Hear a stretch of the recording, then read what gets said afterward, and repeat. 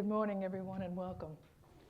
This is indeed the day that the Lord has made, and I am glad and will rejoice in it. It is a beautiful spring day, and I'm so glad to see all your beautiful faces out here. Thank you so much for being here. My name is Reverend Pjae Stanley, and this is Harmony Spiritual Center. For those of you, we get to a certain age, we forget where we are or what we're doing, so I thought I'd remind you just in case. So last week we had a wonderful speaker, Reverend Scott, and he talked about the beckoning of spirit. And I love that, because spirit is always calling us, beckoning us to be more, to have more, to be in relationship. I remember, I don't know where this came from, but I just see it in my mind's eye. Someone was teaching it, and it was talking about spirit. And just like the grass is growing or a flower, and spirit is just leaning over and it's going, grow, grow, become, be. And that's what spirit's always doing for us. Grow, become, be. There's more for you. Spirit is expansive, and we are constantly expanding. And part of the reason we don't heed the call is because we're human beings. We're in this body, and we want to know how that's going to work before we step into it. But that's not how spirit works, does it? Spirit calls you, you step into it, then you find out. Then you find out. I was talking this morning, and I love how the talks just kind of all come together. His was the beckoning of spirit, and for me, it's living in the yes. Living in the yes. That's what this talk is today. And that's about saying yes to spirit. Spirit's always calling you, always talking, always sharing things with you. We want to have and he speaks differently to everyone, right? Everyone has a different way in which they hear and understand spirit speaking. And it's up to you to decide what that is. We were in class this morning, and Pat was talking about how spirit, she doesn't even know why, it doesn't matter why, but she answers it. And spirit says to her, what is the baby's name that you buy for? Kayla. Daughter-in-law. Wherever she's at, and there's something going on for Kayla, her birthday, or whatever it is, she'll be somewhere, and spirit will just say, that's a present for Kayla, get that. And she doesn't even know anything about it. Like the last thing she did, or the last thing she talked about was seeing blue bonnet pillows. She was walking by, and spirit said, pick that up, that's for Kayla. She didn't know anything about Kayla liking blue bonnets. Nobody in the family knew that she liked blue bonnets, but she did. Turns out that when she gave them to her, that was something she loved. Something she loved. So you cannot, I'm telling you, you cannot go wrong listening to the beckoning of spirit and saying yes. And saying yes just simply means you're saying yes to the relationship. Yes, I want to hear from you. Yes, I know you are by my side, talking to me all the time, wanting me to step more into our greatness. Don't you understand that we're here to be great, to do great things, not just for ourselves, but for others? And when we do that, that honors spirit as well. It's like honoring our parents for having us go to school and say, hey, girl, take yourself to school. I know you don't want to go, but you'll be so happy that you did once you do. And of course I am. I look back on my parenting and all the things that they did. In fact, my sister and I, my baby sister Essie, a lot of you know her, she's Chef E, and she's a fabulous cook. She got that from my mom. Not that my mom taught her. My mom didn't teach any of us. She had zero patience for kids in the kitchen while she was cooking. But my sister is like a chemist. So she could just taste it and know what was missing. She'd taste something and go, no, Mom had something else in there. I think it was this, that, the other thing. And she has recreated all of my mother's recipes. And so we were talking about how we were raised. And I just want to share with you, because this is kind of what spirit does. My father was in the military, and so we traveled with him, which I thought all wives did. But it turns out only my mom did that. Not all wives followed their husbands wherever they went in the military. But my mom felt that was the wife's job, to go wherever her husband was. So we packed the kids, and we always went. So we were living in I think we were living in Munich, Germany at the time. My dad was being transferred to another place in Germany. It was called Vilseck, which is a little small training center. On the same weekend that my sister, my older sister, wanted to take a trip with the teen club to Switzerland, not somewhere in Germany, Switzerland. She was, I think, 14 years old, something like that. And so our parents said, sure, go ahead and go. Okay, but we're not going to be here when you get back. So, yeah, it's not in the U.S. We're overseas. We're not going to be here when you get back, but here's where we'll be. So, come there. So, of course, sister goes skiing. She has a great time. She gets on the train. She ends up some God knows where. She had no idea where she was, completely lost. Yeah, but she had no worries about it because my parents didn't. So she just went up to the next person that had a uniform on and showed them her ticket and said, she couldn't even speak the language. She just pointed to it. The person looked at her and took her by the hand, put her on the right train. My mom, of course, was pissed off at my dad because he let her daughter get on the train, but she showed up at our new home in Vilseck after having been lost in Europe. That's how our parents were. That's how my father was, and my mom became that, where she just trusted, you know what, you guys are smart, we've raised you well, you're going to figure this out, you'll be fine. We had no worries about any of that kind of stuff. This is how spirit is. You understand? You don't need to worry about anything. You get someplace and you get lost. I was telling the class this morning that many of you may know, you may have seen some stuff on Facebook. I don't know, my sister was putting it on Facebook, but we went on a cruise, a Disney cruise. Now, I'm not a Disney fan. I was raised up in, as an adult. At 17, I moved to California, very close to Disneyland. And I went a few times. Everybody was going on about Disneyland. There's nothing but lines here. It's hot. It's lines in about 2 minutes on a ride. And that's it, and standing in line for hours. This ain't for me. But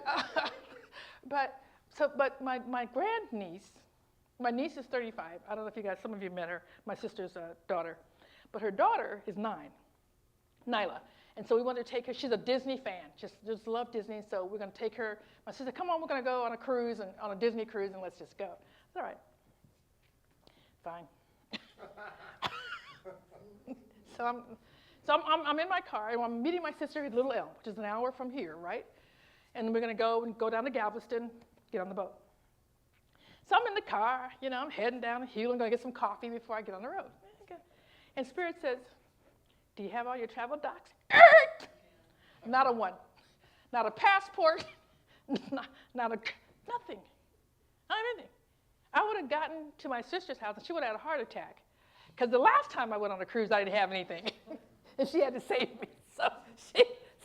But Spirit, just before, he just saved me from all of that nonsense, and her too, and just popped in my head, where are your documents? Yeah, sitting on my desk. Let me go back and get those. This is what happens. This is what a relationship looks like with Spirit. Always telling you things. You don't have to listen. It's okay. But you're going to find yourself down in Galveston without docs. Or whatever that story may be for you. Spirit is always encouraging you to do more. As I was sharing with my friends, because I told all you guys, and some of you helped me with that, supported me in my taking a coaching class, which is one of the best things I've ever done. I love this coaching. It is about helping people live there. In fact, it's called dream building, and it's about living your vision and your dream. How do you do that? And there's a lot of things that go on that stop us from living our dreams. We don't think we can have it. We don't know how to do it.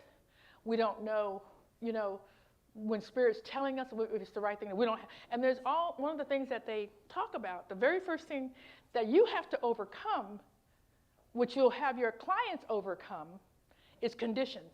When I first was looking at this, and this was Mary Madden Morrissey, it was one of her great classes called Dream Building, 12 weeks long.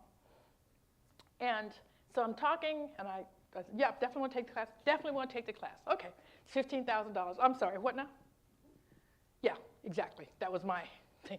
I happen to have $2,000 in my account because I just came back from someplace where I did a gig overseas, and I had that money in my account. I had it in my account for any possibility like car repairs or anything like that.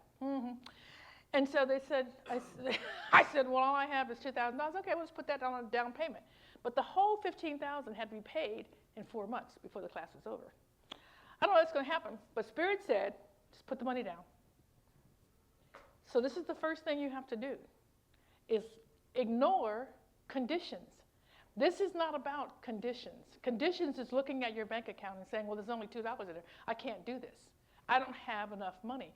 If you are an individualized expression of the One, meaning you are God incarnate, the abundance of the universe is available to you. You know what the secret is? 2 things. Saying what it is you want, that's a hard thing. What is it that you want? So much is available. What is it that you want? And then say yes to it. That is it. That is it. What do you want? Say yes to it. You don't have to look at what's out there, what's in your account, who can help you. It doesn't matter. Because the moment you decide and say yes, everything starts working your way, period. So I put the $2,000 down. And I said to Spirit, because this is how I talk to Spirit, I said, okay, you got all my money. Where's the rest of it? What am I going to do? Boom. Into my head popped this thing that I knew about, but I had never used. I belong to a group that they help people do things, pay for classes, things like that. I'm not going to pay for the whole thing, but they could pay one payment for me. I did that, and they said, oh, God, yes. Mary? We don't marry. We love Mary. Absolutely. We'll send her the check. Where's it going? The next thing, I had some people come to me, beautiful people came to me and said, listen, we know that you took a cut and pay. We want to send you to this place we know you love, and we want to pay for it. And I said, thank you so much. But here's what I'd rather you do. Would you mind just making a payment for me? And I said, absolutely. No problem whatsoever. No problem. Yeah. Then the next thing that happens is I'm not going to go through all of it, but I'm just going to tell you these 3 things right here because they're just so amazing. My ex-husband, okay, ex-husband, came into town. He lives in the Philippines. He came in because he'd left his Jeep parked in my out front, out the back of my garage. And I told him, I said, hey, next time you come, you got to come get this because it's in the way. My neighbors can't circle around and get in and out. I really need you to come move it. He said, okay. So he came, spent the night, asked me what I was doing. And in my mind, I was saying, none of your business. But what I said was, oh, man, I'm just doing some stuff. And he said, no, what are you doing? And I said, some stuff. And he said, stop acting crazy. What are you doing? And I did. And I said, oh, I'm taking this coaching class, And he says, well, how much is it? And I said, how much is it? And I said, well, you can make a payment is, $2,000. He said, he threw his credit card at me and said, make 2 payments. Make 2. And on it went. That $15,000 was paid in less than 4 months. Do you understand? So because I came into the program that way, when I talk to people, and I mostly work with women, and they tell me the first thing, I don't have the money. This is the first gate that you got to walk across. I'm telling, so I won't let them in, because I'm taking away that understanding that they don't need to look at their bank account. You need to trust Spirit. If this is for you, decide on it and say yes. The rest of it is not your business. That's a hard thing to understand when we're always talking about you got to get a good job, you got to make sure you got money in the bank, that's what everyone tells us. But the truth is, and you know the truth, the universe is abundant. You are individualized expressions of God, of the One. That means all of the abundance of the universe is available to you. You don't need to look at your bank account. You don't need to look at anybody's bank account. You just need to say, this is what I want. Yes, right now. And let it come. And you know how many stories I have of not having something but just claiming it. And it's showing up right away. Not years from now. Immediately. Immediately. And I know that all of you have those experiences. So I'm not asking you to trust my experience. I'm asking you to trust yours. I'm asking you to look back on your life and think about a time when Spirit showed up for you. I'm telling you, you'll have those same steps the same steps happened. You decided you wanted something and you said yes to it. Regardless of what the rest of the world said or what your bank account looked like or what anybody you loved or have in your life said was possible. You ignored that because Spirit is the only person, only thing you need to know. So that's what living in the yes looks like. We all get to live in the yes. We're living in the yes right now. That harmony is here. And because those of you who started harmony said yes. You wanted something different. You wanted something more. That's why it's here and still here. And going to be here because we keep saying yes. Yes. Yes. So living in the yes. Live in the yes. Look at your own experience. You have it. If you don't, take some of mine. Because it doesn't happen any more for me than it does for you. Just use mine. If you can't remember yours, but I'm telling you, you have many, many experiences where you just trusted God and stepped out on faith. That's what faith looks like. That's what faith looks like. I just want to leave you with this last quote. Because I think it's fabulous.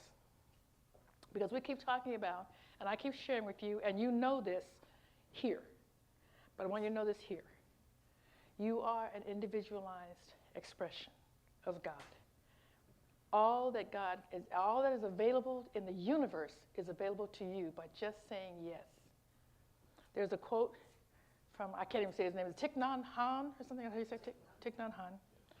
And he says, enlightenment is when a wave recognizes it's the ocean. You are a light, a part of the greatest light. You are the greatest light possible. Everything is possible to you. Just live in the yes. And so it is.